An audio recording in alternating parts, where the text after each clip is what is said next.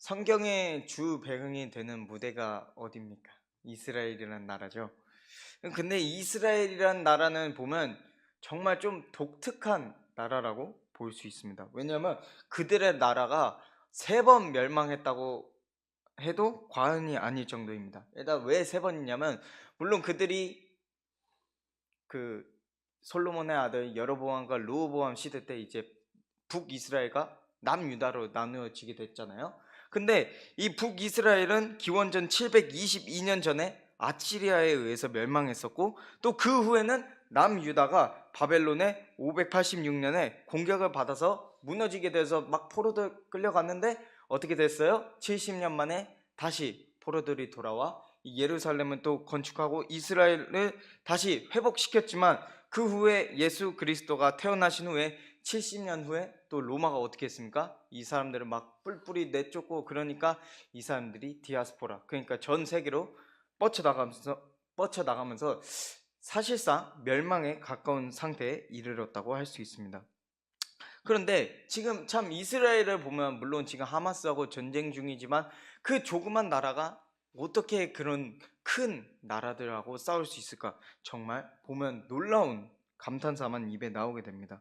물론 그런 원동력이 나오는 데는 학자들마다 다 다르게 주장하고 있지만, 저는 개인적인 생각이지만 그들의 원동력이 그 하나님의 말씀, 그러니까 토라로 인해서 강하게 뭉치려고 하면서, 그리고 또 과거에 그들의 조상들이 그런 하나님을 떠나려는 행위들, 그런 거를 자신들이 보고 겪었기 때문에 그 하나님을 배반했고, 그로 인해서 겪었던 고난을 잊지 않고 하나님께 가려고 하기 때문에 그런 원동력이 나온 게 아닐까. 이거는 저의 추측이니까 여러분들 정설로 받아들이시면 안 됩니다. 아무튼 정말 그런 조그만 나라가 그런 힘이 나오는 게 그런 곳에서 나오는 게 아닐까 싶습니다. 그런데 저희 성도님들도 마찬가지입니다. 살다 보면은 우리 방금 이스라엘처럼 이렇게 멸망을 3번 당하는 것까지 이래 힘든 일은 당하시지 않으셨겠지만, 우리 인생을 살다 보면은 이런 일 저런 일 당하면서 많은 고난을 당하곤 합니다. 그러다가 언젠가 그 일이 해결되고 까맣게 잊어버린 후에, 난 그 몇십 년이 지나고 나서 문득 그런 생각이 들었을 때 우리는 어떻게 합니까? 정말 그때 하나님이 지켜주셔서 너무 감사합니다, 이렇게 합니다. 저도 중학교 1, 2학년 때는 말이에요, 저희가 키가 엄청 작았습니다. 키가 한 155, 지금 이두원 전도사님보다 훨씬 더 작았습니다.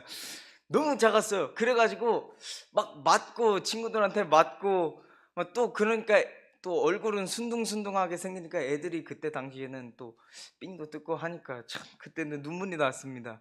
그래가지고 1학년 때 얼마나 많이 울었는지 아빠하고 엄마한테 이제 졸라대면서 이제 좀 이사 좀 가자고 이렇게 할 만큼 제가 그런 슬픈 추억이 있는데, 근데 또 지금 딱 이제 10년이 지났잖아요. 지금 딱 중학교 10년 전이면 중학교 2학년 때잖아요. 근데 지금 생각해보면 참 그때가 있어서 인내하는 법과 기도하는 법을 배울 수 있어 너무 감사하다, 이런 말이 저절로 나오게 되더라고요. 이것처럼 우리는 항상 하나님 이것처럼 우리는 어떤 고난이 당한 후에, 나중에 그런 수많은 시간이 지난 후에 하나님께서 정말 도와주셔서 너무 감사하다, 내가 언제나 주님만을 찬양하면서 주님 말씀을 지켜야지, 이런 것이 바로 하나님의 나라를 기다리는 마음입니다. 여러분들, 그렇다고 오늘 본문을 통해서 하나님의 나라를 기다리는 자들의 마음가짐이 어떻게 해야 하는지 자세히 알아보도록 하겠습니다. 이 세상에는 정말 많은 문학 작품들이 있습니다. 소설, 에세이, 극, 평론, 이렇게 많은 문학 작품이 있지만 그 중에서도 제일 사랑이 많이 받은 게 시입니다. 그래서 오늘 본문의 말씀도 시편이잖아요. 그래서 이 시편으로 써져서 하나님을 찬송하는 시로 많이 구성되어 있고, 그와 동시에 이 저자들의 감정들 또한 느낄 수 있는 것을 볼 수 있습니다. 그와 동시에 또 시편이 정말 다른 성경에 비해서 더 독특하게 재밌는 점은 저는 이거라고 생각합니다. 바로 이 시편 하나만 읽어도 많은 사람들의 생각을 읽을 수 있다는 것이죠. 우리 시편의 저자 하면 보통 누가 생각납니까? 다윗이 생각나죠. 그런데 이 다윗뿐만 아니라 다윗의 아들 솔로몬이 쓴 시도 있고, 또 아삽이라는 사람이 쓴 시도 있고, 에단이 에단이라는 사람이 쓴 시, 헤만이라는 사람이 쓴 시, 그리고 또 모세의 시도 이곳에 있습니다. 여러분들, 오늘 본문의 말씀 126편에는요 이 바벨론에서 귀환한 백성들이 지은 시입니다. 저희 올해 초에 느헤미야에 대해서 많은 말씀을 들었잖아요. 그러니까 그들이 돌아와서 이렇게 지은 시라고 생각하면 편하죠. 그래서 여러분들, 그 바벨론에서 귀환한 백성들이 자신의 고향 땅으로 돌아와서 지은 시이자 노래라고 보시면 되겠습니다. 근데 여러분들, 사실 이스라엘 백성들이 오늘 본문의 1절에 여호와께서 시온의 포로를 돌려보내실 때에 우리는 꿈꾸는 것 같았도다. 여러분들, 꿈꾸는 것 같았도다, 이게 뭔 말이겠어요? 정말 황홀하고 너무 기쁘다는 거 아니겠습니까? 근데 그들이 어떤 고난을 당했는지 제가 한번 잠깐 성경을 통해서 정말 읽어드리겠습니다. 열왕기하 25장 9절 11절에 9절에서 11절에 여호와의 성전과 왕궁을 불사르고 예루살렘의 모든 집을 귀인의 집까지 불살랐으며 시위대장에게 속한 갈대아 온 군대가 예루살렘 주위의 성벽을 헐었으며 성중에 남아있는 백성과 바벨론의 왕에게 항복한 자들과 무리 중 남은 자는 시위대장 느부사라단이 모두 사로잡아가고 라고 합니다. 벌써부터 일단 나라가 벌써부터 고위층이 다 잡혀가고, 예레미야 애가 2장에서는 어린아이와 젖먹이의 그 성읍 길거리에서 기절하여서 곡식이 어디 있느냐 하면서 어머니의 품에서 혼이 떠나간다고 써있고, 또 시드기야 왕이라는 사람은 아들들이 여러분들 눈이 있으면 이제 아무리 고난을 당하더라도 눈이 있으면 그래도 좋은 걸 보면서 좋은 기억을 쌓아 나갈 수 있잖아요. 근데 이 시드기야 왕이 정말 불쌍한 게, 시드기야 왕이 붙잡히니까 이 아들들을 앞에서 죽여버려요. 가족을 싹 몰살시킨 다음에 자기 그 두 눈을 빼서 그 바벨론으로 데려갑니다. 그러면 이제 좋은 추억이 더 이상 쌓일 수 없잖아요. 여러분들, 이만큼 잔인한 그런 세월이었습니다. 여러분들, 얼마나 끔찍합니까? 물론 그들이 이런 수모와 고난을 당한 건 그들의 죄를, 그들이 하나님을 떠나서 하나님께서 그들을 벌하시고자, 그러니까 다시 돌아오라 라고 하시기 위해서 그들을 벌하신 것은 맞지만, 그들의 상황이 지금 얼마나 처참한지 우리는 알 수 있다는 것입니다. 하지만 하나님께서는 그런 절망에 빠진 그들을 향해서 분명히 말씀하셨습니다. 70년이 지나면 너희들이 다시 이스라엘로 돌아올 수 있게 될 것이라고 분명히 말씀하셨고, 그들은 고레스 왕의 칙령으로 다시 고향으로 돌아올 수 있게 되었습니다. 그들의 슬픔이 기쁨이 되는 순간이었던 것입니다. 그들은 그래서 이 상황을 오늘 본문의 5절에서 6절, 눈물을 흘리며 씨를 뿌린 자는 기쁨으로 거두리로다, 이 상황에 빗대어 자신들의 상황을 말하고 있었습니다. 그래서 오늘 본문 1절 한 번 더 읽어보면, 여호와께서 시온의 포로를 돌려보내실 때에 우리는 꿈꾸는 것 같았도다, 우리는 꿈을 꾸는 것 같았도다 라고 합니다. 예상치 못한 기쁨이 그들에게 닥친 것이죠. 하나님의 나라란 바로 이런 것입니다. 여러분들, 하나님의 나라란 바로 이런 것이에요. 물론 이 이스라엘 시대의 사람들이 생각했던 하나님의 나라는 우리가 생각하는 하나님의 나라하고 좀 다릅니다. 그들이 가진 하나님의 나라는 어떤 하나님의 나라였냐면, 그 하나님이 정해진 때에 메시아가 나타나서 이 자신들을 괴롭혔던 나라들을 딱 평정하고 이스라엘을 하나님께서 딱 세워주시고, 그리고 그 영광을 이 하나님께서 그러니까 자신들을 핍박했던, 그 이스라엘을 핍박했던 나라들마저 구원을 주시는 것이 이스라엘이 생각한 하나님의 나라입니다. 이 이스라엘 백성들이 생각한 하나님의 나라는 뭐에 빗대어 말한 겁니까? 현실적인 정치 문제에 부딪혀서 자신들이 맨날 약속국이니까 맨날 막 치고 받고 하니까 그들이 전쟁에서 승리하는 것을 생각했지만, 우리에게는 더 큰 문제가 있죠. 바로 죄였습니다. 이 죄라는 건요, 여러분들, 정말 무서운 것입니다. 이 칼로도 무찌를 수 없고요, 우리는 태어나기만 해도 죄인 게 바로 정말 우리를 항상 죽음으로 몰아넣고 또 악의 수렁텅이로 이끄게 된다는 것입니다. 그래서 우리는 원래 어떤 존재입니까? 항상 죽어야 되는 존재입니다. 그냥 우리에게는 구원이란 단어가 존재하지 않았습니다. 하지만 이 죽는다는 것이 꼭 영의 개념, 이 육의 개념뿐만 아니라 영의 개념. 그러니까 지옥에 영원히 지옥에 빠지게 된다는 뜻도 있습니다. 하지만 우리는 지금 무슨 시대에 살고 있습니까? 예수님께서 우리를 구원해 주시고 우리가 더 이상 죄에 대해서 눈물을 흘리지 않아도 되는 시대에 살고 있습니다.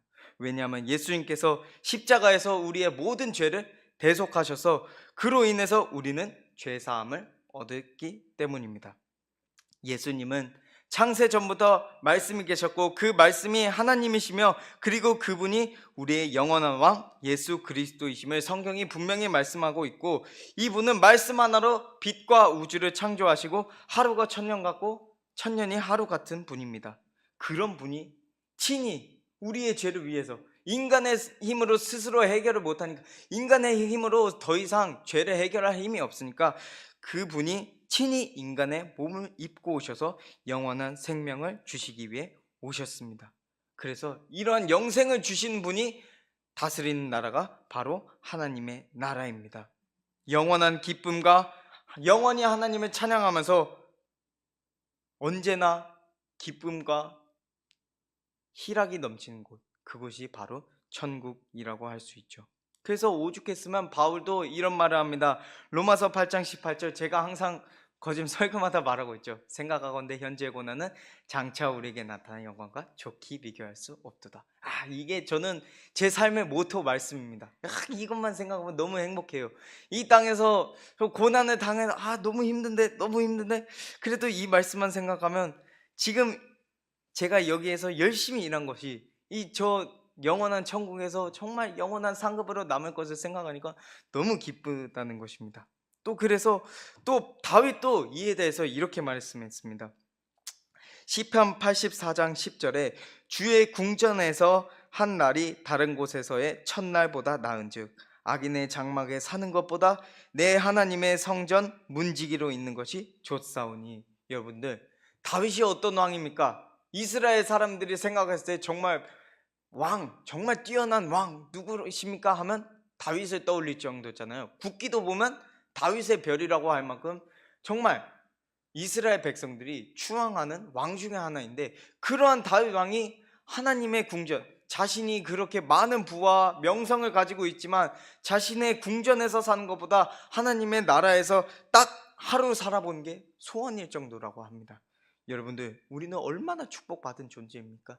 다윗은 그렇게 가고 싶어도 가지 못하는 존재인데 우리는 지금도 이렇게 예배를 드리는 와중에도 하나님과 함께하고 있지 않습니까? 여러분들, 우리는 하나님의 나라를 기다리는 하나님의 백성들로서 항상 하나님의 나라를 기대함과 동시에 하나님의 규례와 명령을 항상 힘써 지켜야 할 것입니다. 저희 이번 주에 성례 주일이지 않았습니까? 뭐와 뭐를 했죠? 세례와 성찬을 했지 않습니까? 성찬식 때 빵과 포도주를 떼는 게, 이게 사실 별거 아닌 것 같지만 예수님께서 명하신 명령입니다. 우리 평화교회는 이렇게 예수님의 명령을 잘 따르는 교회에서 저는 너무 행복합니다. 그래서 이처럼 우리는 주님의 말씀을 지키고 또 지키면서 하나님의 나라를 항상 기대하고 주님 언제 오실지는 모르지만 제가 당신의 나라를 위해서 이렇게 힘써 일하고 또 주님의 나라를 항상 갈망하고 있습니다. 주 예수여 속히 오시옵소서. 이런 마음으로 우리는 항상 하나님의 나라를 기다리는 성도가 되어야 한다는 것입니다. 여러분들, 말씀을 마무리하겠습니다. 오늘의 제가 말씀드렸던 이 본문의 이스라엘 백성들은요 정말 처참한 상태였습니다. 제가 한 번 더 말씀하기는 싫지만 정말 이 백성들이 이 갓난아이, 그 임산부 있잖아요. 임산부의 배를 갈라서 그 안에 있는 아기를 가지고 그냥 패대기 쳐버린다는 내용도 성경에 분명히 써 있습니다. 얼마나 그 시대 상황이 끔찍한지 알 수 있습니다. 여기 지금 어머니들이 많은데 이제 여기 어머니들 많은데 얼마나 끔찍한지 다 알고 계시죠? 아무리 뭐 말 안 들어도 눈에 넣어도 이쁜 자식 맞잖아요. 그쵸? 그래서 여러분들, 그렇게 처참한 상황에 놓였던 이스라엘 백성들이지만 그들의 눈물이 하나님께서 말한 때가 되니까 그들의 눈물이 기쁨이 되고 그들의 고통이 희락이 되는 회복의 시대를 볼 수 있었다는 것입니다. 여러분들, 우리들도 마찬가지입니다. 그들의 삶과 마찬가지로 우리도 전에는 죄의 종이었고 또 죽음의 수렁텅이에 빠진 삶을 살았습니다. 하지만 당신의 하나뿐인 아들 예수 그리스도를 십자가에서 찢어 죽이심으로 말미암아 우리는 의인으로 거듭날 수 있었다는 것입니다. 우리는 그래서 예수님을 믿기만 하면, 예수님께서 나의 죄를 대신해서 십자가에서 죽었다는 그 사실을 믿기만 하면 그의 의가 우리에게 전가되어서 우리는 더 이상 죄인이 아니고 하나님의 양자라는 크나큰 영광을 얻게 될 수 있다는 것입니다. 그래서 이런 우리 하나님의 양자들, 여기 있는 우리 하나님의 백성들이 하나님의 나라를 기다릴 때는 우리는 언제나 하나님의 말씀과 명령을 지키면서 기다려야 할 것입니다. 그래서 하나님께서 말씀하신 그 말씀도 우리가 항상 지키고, 또 전도하라고 했으니까 전도도 하고, 또 이번에 얼마 전에 새신자 전도 축제를 하지 않았습니까? 새생명 전도 축제.